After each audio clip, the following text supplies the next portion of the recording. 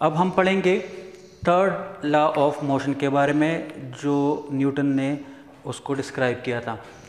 Newton अपनी third law में कहता है कि this law state that for every action there is an equal but opposite reaction.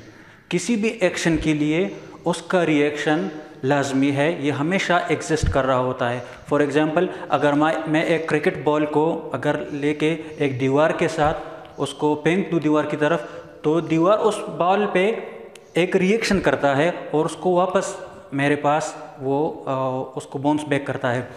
तो जो फोर्स मैं अप्लाई कर रहा हूँ तो उसको हम कहते हैं एक्शन, और जो फोर्स ये दीवार उस बॉल पे अप्लाई करता है उस फोर्स को हम कहते हैं कि ये रिएक्शन है।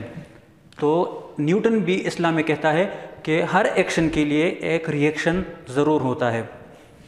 अगर ये एक बॉडी है मेरे पास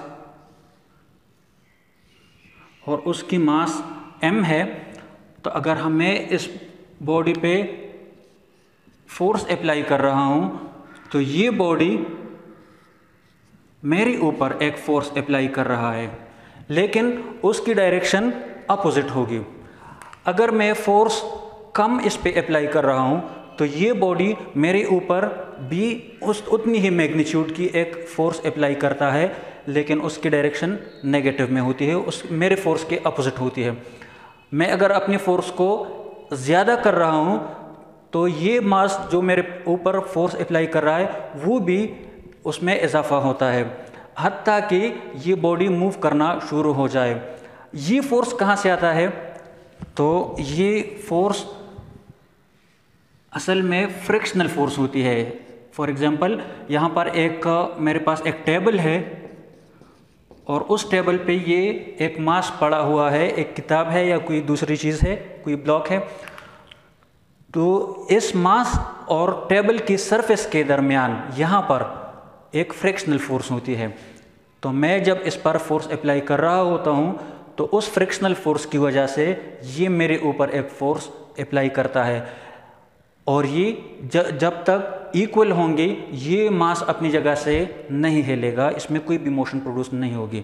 लेकिन जब मैं अपने फोर्स को एक ख़ास लिमिट से ज़्यादा कर लेता हूँ, और वो लिमिट होगी यहाँ पर जो फ्रिक्शन है, उस फ्रिक्शन से अगर मैं अपनी फोर्स को ज़्यादा कर लूँ तो कुछ फोर्सेस एक दूसरे को अपोज करते हुए कैंसिल कर लेंगे, और जो फोर्स एक्सीड कर रहा है, जो थोड़ा सा ज़्यादा है दूसरी फोर्स से, उस फोर्स के मुनासिबत से यहाँ पर एक्सेलरेशन प्रोड्यूस होना शुरू हो जाएगी। तो यहाँ पर एक्सेलरेशन प्रोड्यूस होगी।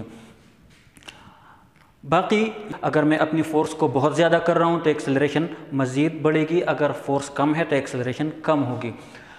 इस लॉ की प्रैक्टिकल एप्लीकेशंस रियल लाइफ में हमारे पास बहुत ज़्यादा हैं, और वो कौन से हैं?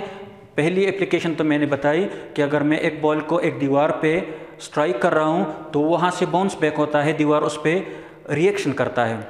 इसी तरह अगर एक रॉकेट है मेरे पास,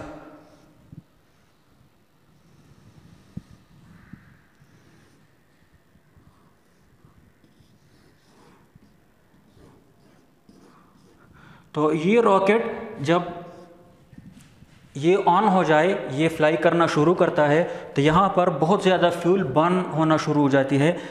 ये रॉकेट नीचे ज़मीन की जानिब एक फोर्स अप्लाई करता है जो कि आग की शक्ल में होता है, मुख्तलिफ गैसेस की शक्ल में होता है। तो ये ज़मीन इस रॉकेट पर फोर्स अप्लाई करना शुरू कर लेता है, जिसको हम रिएक्शन कहते हैं, और उसी फोर्स की वजह से ये ऊपर की जानिब चलना शुरू कर लेता है।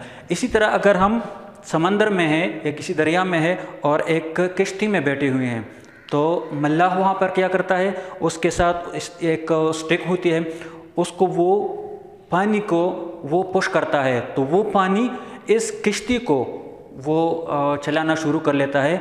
इसी तरह जब हम ज़मीन पर या किसी जगह पर मूव कर रहे होते हैं, जब हम कदम लेते हैं तो हम ज़मीन को पीछे की तरफ धकेलने की कोशिश करते हैं, लेकिन ज़मीन हमें आगे की जानिब चलने की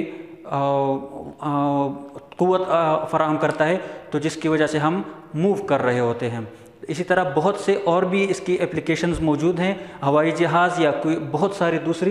तो ये सारे बेस करते हैं Newton's third law of motion पे, जिसमें जिक्र है एक्शन और रिएक्शन का। मैं फिर से रिपीट कर रहा हूँ, एक्शन वो फोर्स है जो हम अप्लाई करते हैं किसी बॉडी पे, और रिएक्शन वो फोर्स है जो वो बॉडी हम पर अप्लाई करता है, और उसकी फोर्स और हमारी फोर्स इक्वल होती है, लेकिन डायरेक्शन इन दोनों की अपोजिट होती है। उम्मीद करता हूँ आपको आज का लेक्चर समझ में आ गया होगा। अगर आपको कोई मसला है तो आप नीचे कमेंट सेक्शन में मेंशन कर सकते हैं।